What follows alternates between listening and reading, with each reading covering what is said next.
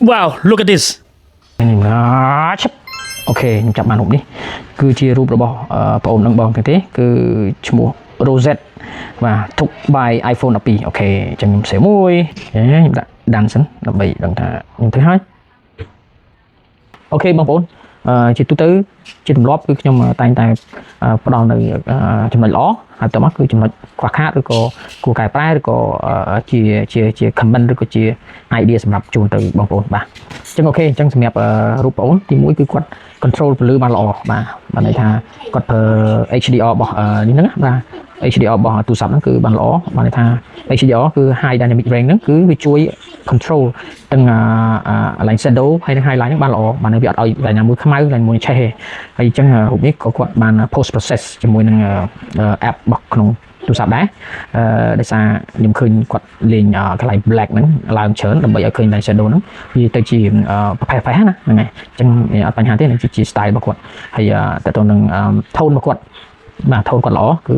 ស៊ីជាមួយនឹងពេលដែលព្រះអាទិត្យលិច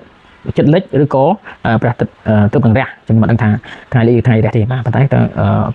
គឺជាចំណុចល្អមួយគឺពេលវេលាល្អមួយសម្រាប់ការថតរូបរបស់ photographer បាទអញ្ចឹងអាចចន្លោះពីម៉ោង6ដល់ម៉ោង8ព្រឹកហ្នឹងឬក៏ពីម៉ោង4កន្លះទៅដល់ម៉ោង6ល្ងាចអញ្ចឹងគឺជាពេលវេលាដែលល្អសម្រាប់អ្នកថតរូបដោយសារវាពេលយើងថតគឺយើងមាន line shadow បាទអញ្ចឹងវាធ្វើឲ្យរូបយើងវាមានពន្លឺល្អហើយនឹងវាមាន contrast ល្អអញ្ចឹងល្អមួយទៀតគឺតើតង framing របស់គាត់ចែក framing ច្រើនហើយមាន leading line បាទឃើញទេនេះ leading line ហ្នឹង leading line ហ្នឹងគឺបានល្អអញ្ចឹងមានទាំងលើ leading line នេះហើយក្រោមក៏ leading line នេះបាទអញ្ចឹង frame គឺយើងគាត់មាន1 2 3 frame ហើយមិនគឺ light shadow នេះគឺបាទគាត់មានទាំងអស់អញ្ចឹងក៏ line អញ្ចឹងគាត់មាន diagonal line ច្រើនអញ្ចឹងរូបដែលខ្លាំងគឺមាន diagonal line ច្រើនតែចេញពីចំហៀង diagonal line ហ្នឹងបាទចេញពីចំហៀងមកគឺខ្លាំងណាស់អញ្ចឹងរូបបន្ទាត់ឈរគឺអត់សូវខ្លាំងទេតែនេះបន្ទាត់ឈរនេះអត់សូវខ្លាំងប៉ុន្តែគាត់មាន line diagonal ហ្នឹងគឺខ្លាំងអញ្ចឹងនេះគឺចំណុចល្អរបស់គាត់អូខេអញ្ចឹងទី2តើតើទៅនឹងអ្វីកន្លែងខ្វះខាតឬក៏ជាយោបល់របស់ខ្ញុំគឺខ្ញុំឲ្យទី1គឺបងឈរថត angle ណាមួយដែលវាធ្វើឲ្យរូបយើងហ្នឹងវាមាន balance យ៉ាងម៉េចបានថាទីយើងឃើញទេបងប្អូនឃើញតំបន់នេះគឺក្នុង frame ទី1នេះ frame ទី2 frame ទី3អញ្ចឹងខ្ញុំចង់ឲ្យធ្វើយ៉ាងម៉េចនេះអាចចន្លោះ frame ទី1ហ្នឹងហើយ frame ទី2ហ្នឹងអាច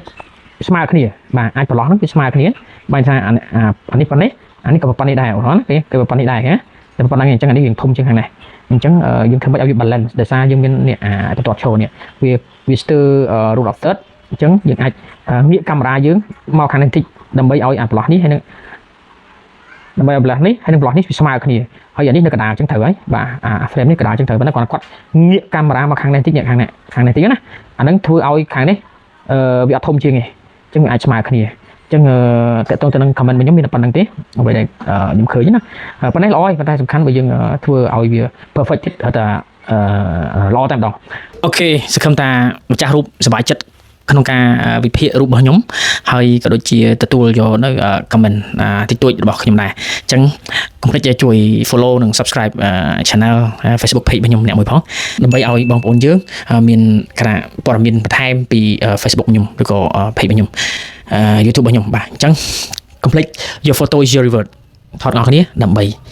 រង្វាន់របស់ខ្លួនឯងជួបគ្នាវីដេអូក្រោយ